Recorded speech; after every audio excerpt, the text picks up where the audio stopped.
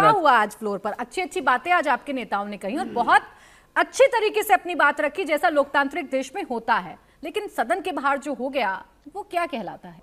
देखिए प्राची जी, अगर किसी एक सांसद का जो विशेषाधिकार है या फंडामेंटल राइट है तो उसका पालन करवाना उस समय जो स्पीकर हैं, प्रोटेम स्पीकर रहे होंगे, उनकी जिम्मेदारी थी ये। अगर उन्होंने नहीं किया या उनकी गलती रही है तो इसको उनको एक्सेप्ट कर लेना चाहिए, एडमिट कर लेना चाहिए। इससे मुझे लगता है एक स्वस्थ लोकतंत्र आगे बढ़ेगा।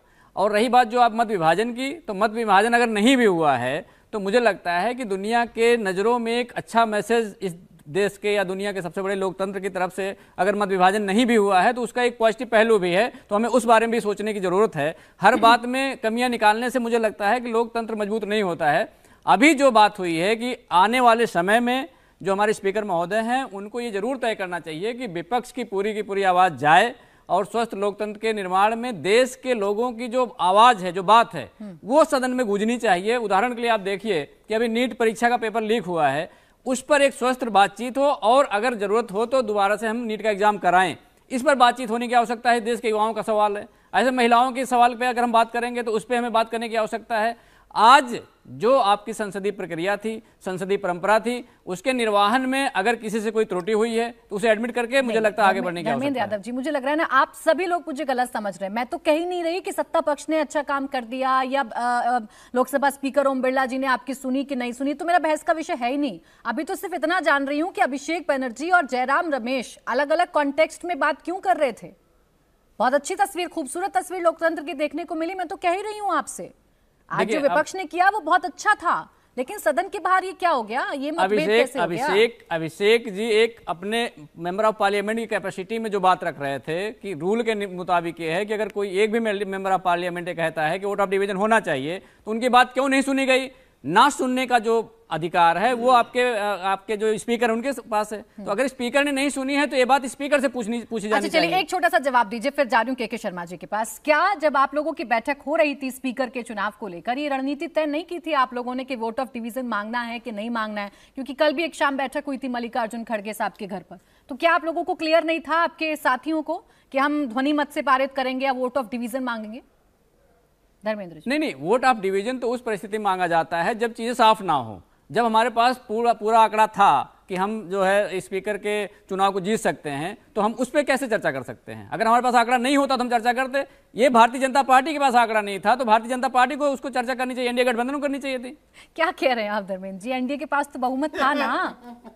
वो दिखने में लग रहा है आपको ना, एनडीए के जो बहुमत है दिखने में लग रहा है। डिवीजन की मांग तो फिर आपको करनी चाहिए थी। आपने तो एकदम वॉकओवर दे दिया अगर आपको इतनी बड़ी बात पता थी। अब के शर्मा जी दीजिए इस बात का जवाब। आपको बचाया है विपक्ष ने और फिर पहले ही दिन कार्रवाई हो गई पक्षपातपूर्ण तरीके से।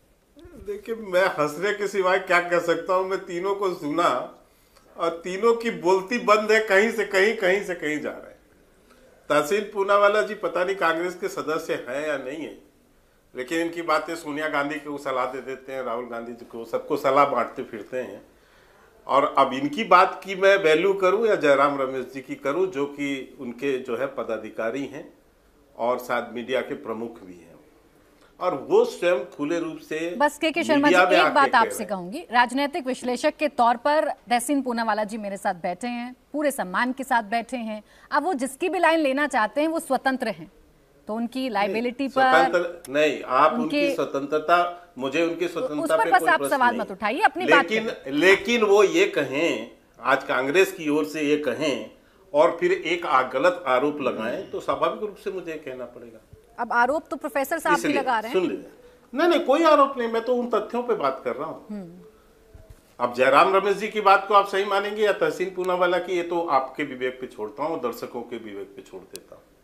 लेकिन मुझे मैं जवाब दे देता हूँ, पर्सनल कमेंट्स में मैं जवाब दे देता हूँ।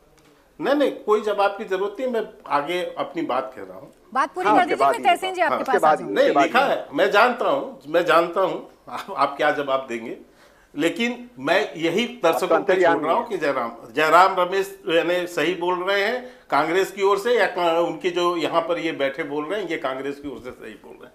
लेकिन जो इतने दिनों का विरोध, आप 4-5 दिनों से नाटक नौटंकी जो विपक्ष का आप देख रहे हैं प्राची जी, ये और कुछ नहीं था, ये राहुल गांधी का अहंकार था और गांधी खानदान की तानाशाही मानसिकता का परिचय था।